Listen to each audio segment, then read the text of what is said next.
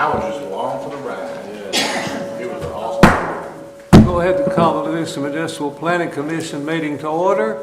I'd like to welcome everyone tonight. Here comes JJ. Come on in, sir. Come in. No. I'll sit here on the end. You sure?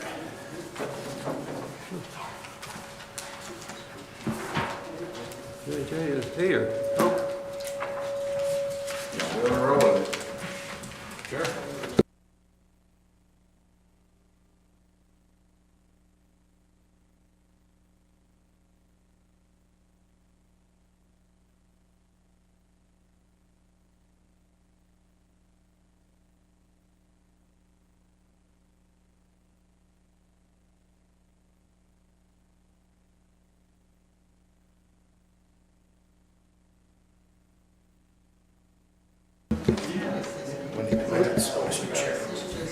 you ready?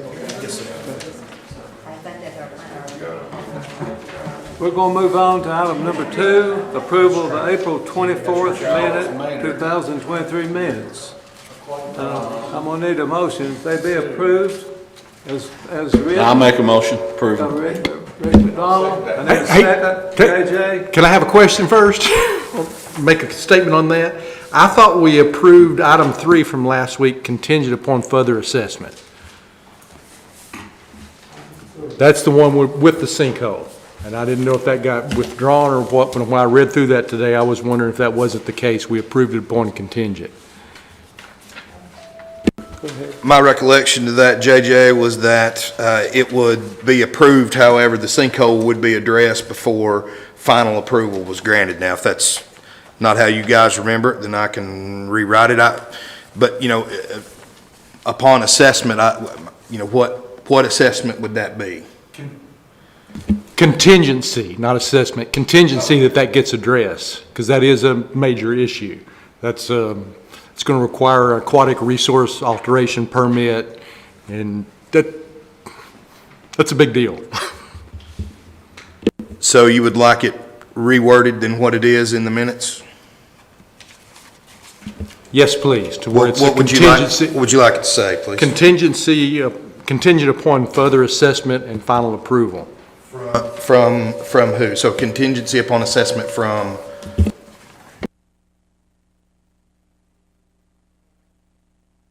I think it's going to need an ARAP, aquatic resource alteration permit. It's going to have to be further looked into before I think we can actually approve it. We can. From TDEC? Yes, we'll have to. We can give it tentative approval or contingent approval, but there's going to be more steps to be involved before that can be finalized. Yes, and that's what was stated in the minutes, in my opinion. Now, like I said, if you want it stated some other way, it's like it's going to have to be, the sinkhole's going to have to be addressed before we. That's fine then. That's all I wanted to check. Yeah, no, I.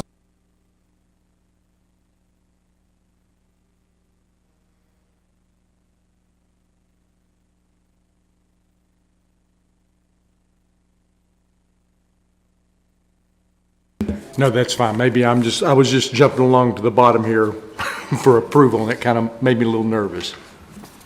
Yeah, but I mean, Christians.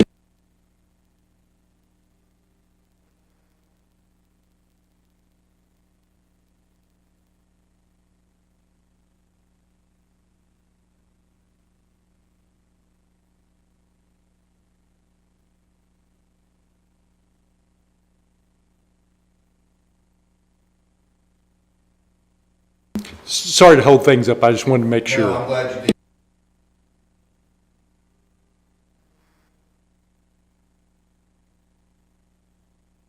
did. Okay, I believe we had a motion by Rick and a second by someone.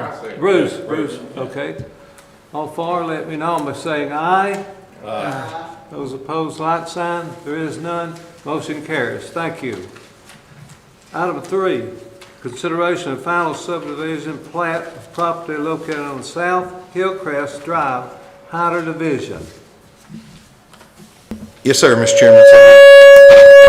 So have this plat that was submitted from Taylor Dillahay on behalf of Ron Hyder and Charles Maynard. It was included in your agenda packet for review, and it is the final subdivision plat for the purpose of subdividing .68 acres into 2 proposed new lots for property located on Hillcrest Drive. Lot 1 would consist of .38 acres and is currently vacant. Lot 2 would consist of .30 acres and is currently vacant. Lot 2 would have access to South Hillcrest Drive via a 20-foot ingress-egress easement and would require a 50-foot road frontage variance from the Planning Commission. The proposed new lots are zoned R1 low-density residential and are served by an existing 6-inch water line, an existing 8-inch sewer line, and would comply with all other requirements of the subdivision regulations in the zoning ordinance. So, as you can see here, we have a long, narrow lot that is located on South Hillcrest Drive that is currently vacant. And what they are proposing this is co-ownership right now between Mr. Maynard and Mr. Hyder, and they are wanting to subdivide that for a lot in the rear and a lot on South Hillcrest Drive with a 20-foot ingress-egress easement. So I had someone ask me about who was supposed to give this variance. They thought maybe the Board of Zoning Appeals should be reviewing this, and my answer to that is that the Board of Zoning Appeals only gives variances to things that are in the zoning ordinance. This road frontage requirement is a requirement of our subdivision regulations, and thus that is why it is here before us and not in front of the Board of Zoning Appeals. Now, I believe, Taylor, we discussed that if there were ever to be development on Lot 2, then it would require a variance from the Board of Zoning Appeals. But right now, with regards to the division of property, the subdivision regulations are all that apply to this division. And so that's why it is here instead of at the BZA. So,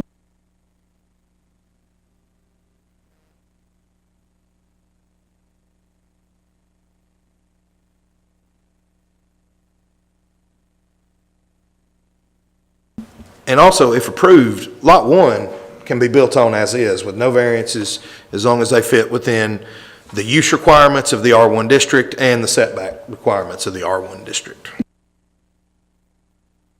What is the footage on the Lot 2 at the street? I don't see it. It may be there, but I don't see it. 20 foot. It's just 20 foot offset from that western property line. That's not any bigger than this room. You're correct. It's tiny. And just to And reiterate, what's the purpose? Why are they wanting to subdivide these 2 lots?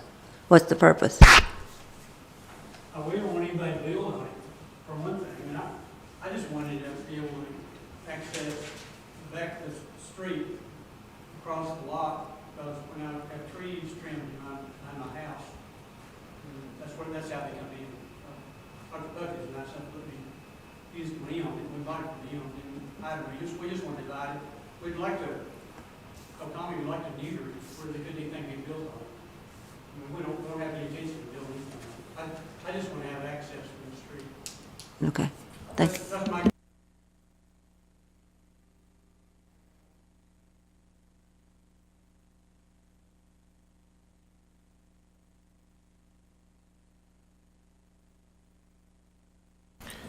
and Matilda, you, So this is next to your house, the one at the bottom. Lot 2 is next to your house. Yeah. That's when he's on parcel 13 right there. and Matilda, you asked, what road frontage does Lot 2 have? It doesn't have any road frontage at all. It will be accessed via an ingress-egress easement. That's why it's here. If it had road front, if it had 50 feet of road frontage, it would be in full compliance. I just didn't want to own that. I didn't want to own any more than I had to, so. I make a motion, we approve it. Got a motion from Bruce, second by Robert. Okay. Phyllis, would you call the roll on this, please? Sure. Matilda? Yes. JJ? Yes. Bruce? Yes. Ricky McDonald? Yes. Michelle? Yes. Robert? Yes. Philip? Yes. Motion passed. And just to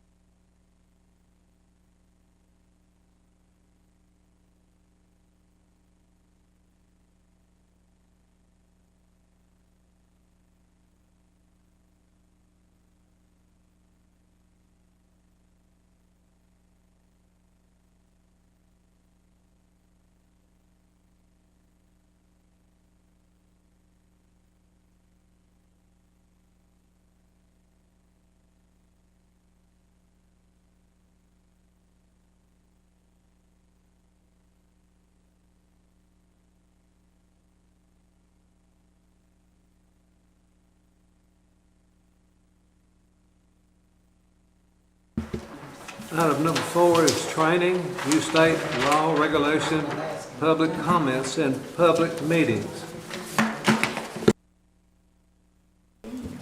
Thank you, Mr. Chairman. So just wanted to bring your awareness to a couple of new public chapters that has been introduced into state law regarding planning commissions. The first one, and this was really more for me and Phyllis, but I wanted to make you guys aware of it just in case you were to be asked any questions. And this is a 4-part it's actually an amendment to the Tennessee Open Meetings Act.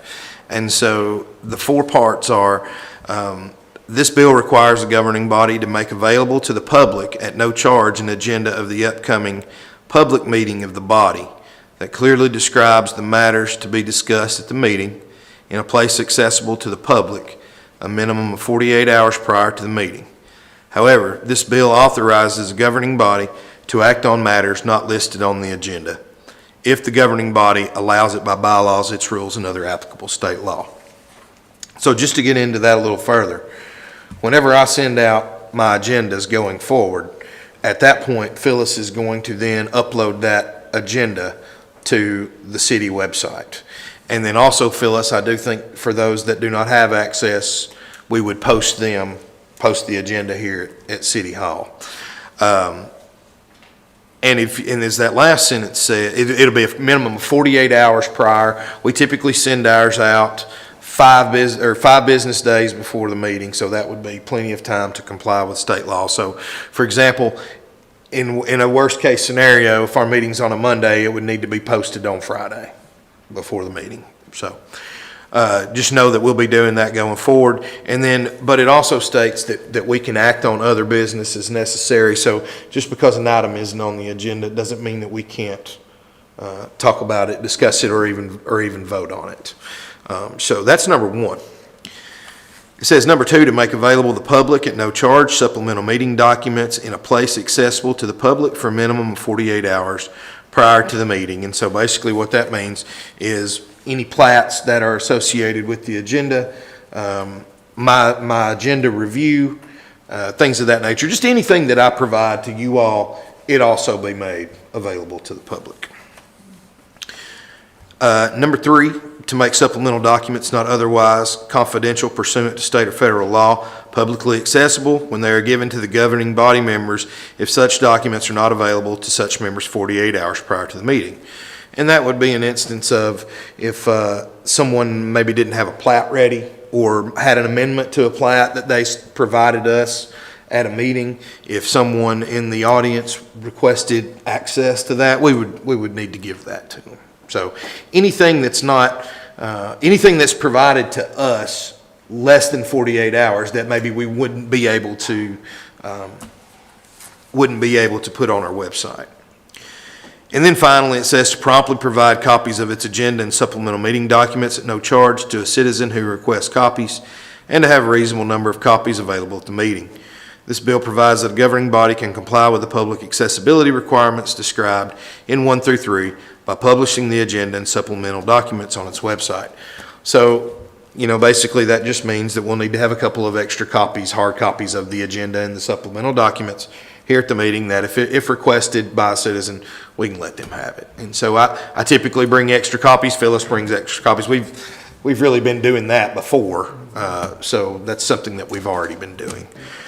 So essentially, that is part one of the new state law regarding publishing of agenda materials. Any questions regarding that you guys want to talk about? I think you're basically doing everything already, Tommy. Yeah, I don't know if we were posting it online, but we'll certainly start doing that. So the second part, public chapter 300, on your second page, is has to do with public comment, and this is a brand new state law that essentially states that a governing body shall for each public meeting reserve a period for public comment to provide the public with the opportunity to comment on matters that are germane to the items on the agenda for the meeting. This is something that this body has always done a really good job in my opinion. Philip, you always ask for public comment at the end of the meeting, and so that's something that we just got to do now going forward, starting July 1st. So it's not actually this meeting that we're responsible for that. It'll be our next meeting in July. It also says the governing body may put reasonable restrictions on the period for public comment, such as the length of the period, the number of speakers, and the length of the time that each speaker will be allowed to provide comment. The governing body may require a person give notice in advance of the desire to offer comments at a meeting. The governing body shall take all practicable steps to ensure that opposing viewpoints are represented fairly. So Phyllis, I might ask you, does the city have a policy with regards to public comment, with regards to the length of, how long somebody can talk, the number of speakers, anything like that? That purpose allows them 2 or 3 minutes. Okay. Does the city have a policy that restricts the number of people that can speak? Okay. We've never really had an issue regarding a lengthy debate over an issue, no matter how controversial. Now, we have had it. I'm just saying it's not a typical issue. If it becomes an issue, I think it's something that we can address at that time. But I feel like the way we do it currently is plenty good. Like I said, Philip always asks if there's public comment before we adjourn. And now state law says, we've always just opened it up for whoever wants to comment, but state law says that we can, if we need to, restrict it to the items that are on the agenda. Yeah. And then Phyllis, here's another thing you'll need to take note of, and it just says a notice for public meeting shall indicate the manner in which a person's may indicate the person's desire to provide public comment at the meeting. And so what I think going forward on our notices, all we'll just say is that, public comment shall be heard at the end of each planning commission meeting. And then it just says a governing body does not have to allow public comment if there is a disciplinary hearing for a employee or something like that. We don't have to worry about that. That's not coming in front of the planning commission. Or a meeting for which there are no actionable items on the agenda. So if we just got together for training or something of that nature, we do not have to allow public comment for that. Any questions regarding this? So, Can the chairman, if we had 25 people show up in here that wanted to speak at that meeting, could he decide that 5 from each side gets to talk for 3 minutes at that meeting, or does something that need to be done? well, I think there would need to be a policy on that. I don't think any time you decide something, like that, in the heat of the moment, it could come back and bite you. But if you have a policy, that's always the best practice. And I know that I just put this on you guys tonight. So I mean, if we needed to come up with a policy, I would ask that we think about it and maybe come back with something at our next meeting. Like you said, we've never had that problem, but, someday we could, Yeah. I really like the idea of giving the chairman discretion to perhaps limit based on what's going on and give everybody an opportunity to get carried away. But, I've been the Livingston planner for 14 years, and yes, we have had some contentious items that have been on the agenda, but I don't feel like that anyone has ever left this meeting feeling like they haven't had the opportunity to voice their concerns. And to me, at the end of the day, that's what it's all about. We did have to have the police call one night. Yes, ma'am. We have. But what I would ask then, Mr. Chairman, is that to think about this, and if you guys want to come up with a policy with regards to the number of speakers that can speak or the amount of time that can be allowed, then let's come up with a policy. If not, then we'll leave it up to the discretion of the chairman and just keep going the way we've always done. Can we do this on our own without the approval of the city?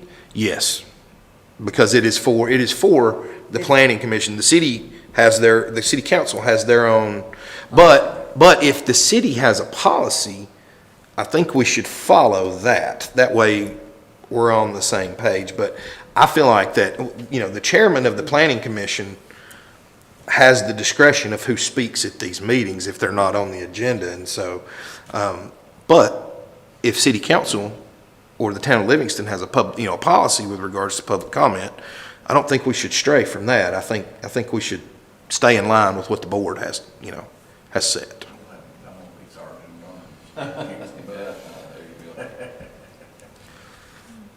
Interesting.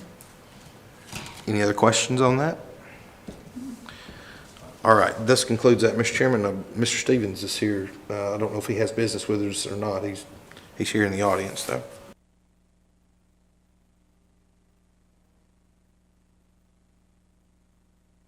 He needs someone to hold his hand. Okay, well, listen, we're not going to close yet. We're going to give an opportunity for anybody here to speak before we adjourn. I'm just here to support Charles. Okay, all right, thank you. You need support. Thank you, Tommy, appreciate it, sir. Okay, I need a motion to adjourn. I'll make it. Bruce? I'll second. Second, JJ, all for, let me know, saying aye, real loud. All right, thank you. All in favor,